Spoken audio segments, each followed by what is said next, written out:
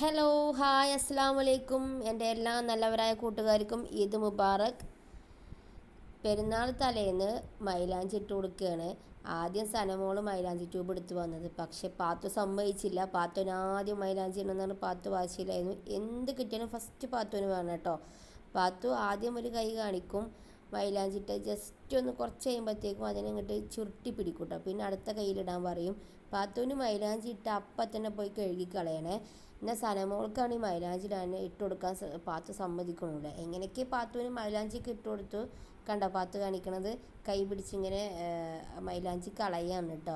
ഒരു കാലിൽ മൈലാഞ്ചി ഇട്ടു, ഒരു കാലിൽ നഖത്തിൽ മൈലാഞ്ചി ഇട്ടു, അടുത്ത കാലിൽ പാത്തു സമ്മതിച്ചു. ഞങ്ങളിതേ മൈലാഞ്ചി പാത്തുവിൻ്റെ ഇട്ട് കഴിഞ്ഞിട്ടോ. പാത്തുവിന് കുറച്ചിട്ടപ്പോഴത്തേക്കും കൊണ്ടുപോയി കഴുകി കളഞ്ഞത് കാലും ഇട്ടിട്ടുണ്ട്. പാത്തുവിൻ്റെ കാലിൽ മൈലാഞ്ചി ഇട്ടിട്ടുണ്ട്. കാണിച്ചതിൻ്റെ മേലാക്കല്ലേ പാത്തു മൈലാഞ്ചി ഇട്ടിട്ടോ. സനമോൾക്ക് ഇതേ മൈലാഞ്ചി ഇട്ട് മുഴുവനാക്കിയിട്ടില്ല. അപ്പോഴത്തേക്ക് പാത്തു വീണ്ടും മൈലാഞ്ചി ഇടാൻ വന്നതാണ്. അപ്പം ഈ സനമോളുടെ മൈലാഞ്ചി മുഴുവനാക്കി ഇടട്ടെ കേട്ടോ.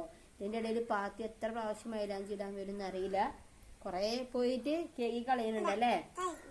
കണ്ടോ കൈ? കണ്ടോ പാത്തുവിൻ്റെ കൈ? കണ്ട എല്ലാവരും? അത് മേലാതോ സനന്റെ മേലാക്കിട്ടോ. പാത്തുവിൻ്റെ മുഖത്തൊക്കെ പാത്തു മൈലാഞ്ചിട്ടിട്ടുണ്ട് കേട്ടോ. നോക്കിക്ക്, അങ്ങോട്ട് തിരിഞ്ഞ് കാണിച്ചു കൊടുത്ത മുഖം. പാത്തുവിൻ്റെ മുഖത്ത് പാത്തു മൈലാഞ്ചിട്ടിട്ടു. മൈലാഞ്ചിയൊക്കെ ഇട്ട് കഴിഞ്ഞ് പാത്തുവിനൊന്ന് പുറത്തേക്ക് ഇറങ്ങണം. അപ്പോൾ സനമോളെയും കൂട്ടി പാത്തു ഇതേ റോട്ടിൽ കൂടി നടക്കാൻ പോയിട്ട്. റോഡ് എന്ന് പറഞ്ഞാൽ വാഹനങ്ങൾ വരുന്ന ഭാഗമല്ല കേട്ടോ. വീടിൻ്റെ തൊട്ടടുത്ത് ചെറിയ റോഡുണ്ട്, അതിലെങ്ങനെ നടക്കാൻ ഇറങ്ങി രണ്ടുപേരും. നടക്കാൻ പോയ ആൾക്കാരെ കയ്യിലൊന്നും ഉണ്ടായിരുന്നില്ല. തിരിച്ചു വരുമ്പോൾ ഒരു ഇളനീരും കൊണ്ടാണ് വന്നിട്ടുണ്ടായിരുന്നത്. അടുത്ത വീട്ടിൽ തേങ്ങ ഇടുന്നുണ്ടായിരുന്നു. അപ്പോൾ അവിടുത്തെ ചേട്ടൻ ഒരു ഇളനീര് അവർക്ക് കൊടുത്തു. നാളെ രാവിലെ ജോലികൾ പെട്ടെന്ന് തീർക്കാൻ വേണ്ടി ഇന്ന് തന്നെ ചെറിയ ഉള്ളിയും വെളുത്തുള്ളിയൊക്കെ തോല് കളഞ്ഞു വെച്ചു. പിന്നെ പൂത്തിരി ഒന്ന് കത്തിച്ച് ചെറുതായിട്ട് പെരുന്നാൾ തലേന്ന് ആഘോഷിച്ചു. പെരുന്നാൾ ദിവസം രാവിലെ നേരത്തെ ഞാനും ഉമ്മ എണീറ്റ് ഉമ്മ അടുക്കളയിൽ അപ്പം ഉണ്ടാക്കി. ഞാൻ അപ്പോഴത്തേക്കും സബോളയൊക്കെ കഴുകി കുനുകുനായി അരിഞ്ഞ് കട്ട് ചെയ്തെടുത്തു.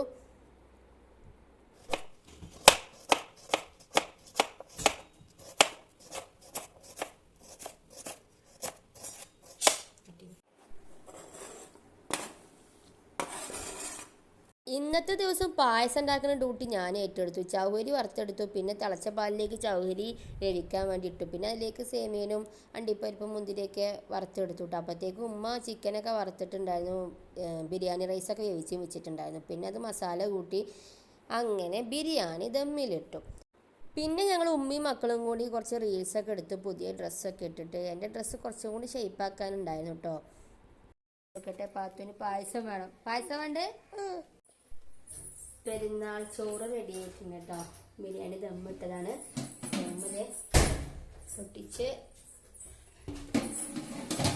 പിന്നെ അത് പായസം, സേമിയ പായസം റെഡി ആയിട്ടുണ്ട്. പാത്തുവിന് പായസം എടുത്ത് കൊടുത്തിട്ട് ഗ്ലാസ്സിലൊക്കെ എടുത്തു കൊടുത്താൽ പാത്തുവിന് കുടിക്കാൻ ബുദ്ധിമുട്ടായിരിക്കും.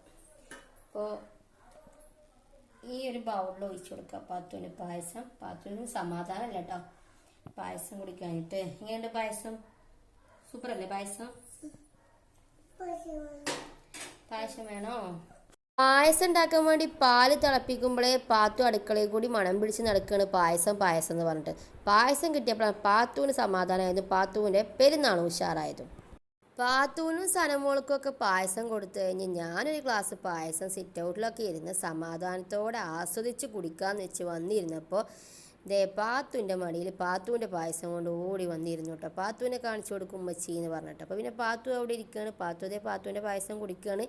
പാത്തു 2 റൗണ്ടാട്ടോ പായസം എടുത്തിട്ടുള്ളത്. എനിക്ക് പായസം കുടിക്കാൻ ഞാനൊരു സ്പൂൺ എടുക്കുമ്പോഴത്തേക്കും പാത്തുവിൻ്റെ തല ഇപ്പുറത്തേക്ക് കൊണ്ടുവരും. അങ്ങനെ എങ്ങനെയൊക്കെ ഒരു സ്പൂൺ പായസം ഞാൻ കുടിച്ചു. പായസം ഞാനാണ് ഉണ്ടാക്കിയത് കേട്ടോ. നേരത്തെ ഞാൻ പറഞ്ഞല്ലോ വീഡിയോയിൽ പായസം ഞാനാണ് ഉണ്ടാക്കിയത്. ഞാൻ ഉണ്ടാക്കിക്കൊണ്ട് പറയല്ല, പായസം പാകത്തിന് മധുരം, പായസം സൂപ്പറായിരുന്നു. ഞാൻ ബിരിയാണി കഴിക്കുന്നതിന് മുൻപാണ് പായസം കുടിക്കുക. വേറൊന്നുമല്ല, ബിരിയാണി കഴിച്ച് കഴിഞ്ഞ് പിന്നെ കുറേ വെള്ളവും കുടിച്ച് കഴിഞ്ഞാൽ പിന്നെ പായസം കുടിക്കാനുള്ള സ്ഥലം വയറിനകത്ത് ഉണ്ടാവില്ല. അപ്പോൾ ആദ്യം കുറച്ച് പായസം കുടിക്കും. കുറച്ചെന്ന് വെച്ചാൽ 2 ഗ്ലാസ് പായസം കുടിക്കും കേട്ടോ. വേണമെന്നുണ്ടെങ്കിൽ 3ാമത്തെ ഗ്ലാസ്സും കൂടി എടുക്കും. പക്ഷേ ഇന്ന് 2 ഗ്ലാസ്സേ പായസം കുടിച്ചിട്ടുള്ളൂ ഉണ്ടായിരുന്നേ. പായസം അത്യാവശ്യത്തിന് പാകത്തെ മധുരമായതുകൊണ്ട് തന്നെ പായസം മട്ടിപ്പ് തോന്നിയിട്ടുണ്ടായിരുന്നില്ല. ഇനി ഈ പായസം കുടിച്ചൊക്കെ ഒന്ന് ദഹിച്ച് കഴിഞ്ഞതിന് ശേഷം ബിരിയാണി നന്നായിട്ടിരുന്ന് കഴിക്കൂട്ടോ. അപ്പോൾ പാത്തു ഇതിൻ്റെ ഇടയിൽ പായസം സൂപ്പറാന്ന് പറയാണ്. പിന്നെ ഉച്ചയ്ക്ക് ഉമ്മാൻ്റെ സ്പെഷ്യൽ ചിക്കൻ ബിരിയാണിയും കഴിച്ച് അങ്ങനെ പെരുന്നാളത് ഉച്ച വരെ എത്തി. വീഡിയോ കുറച്ച് ക്ലാരിറ്റി കുറവുണ്ട്, ഹാളിൽ കുറച്ച് വെളിച്ചം കുറവാണ്. എൻ്റെ പെരുന്നാൾ വിശേഷങ്ങൾ ഇത്രയൊക്കെ ഉള്ളൂ. വീഡിയോ സ്കിപ്പ് ചെയ്യാതെ കണ്ട എല്ലാ കൂട്ടുകാർക്കും താങ്ക്സ്.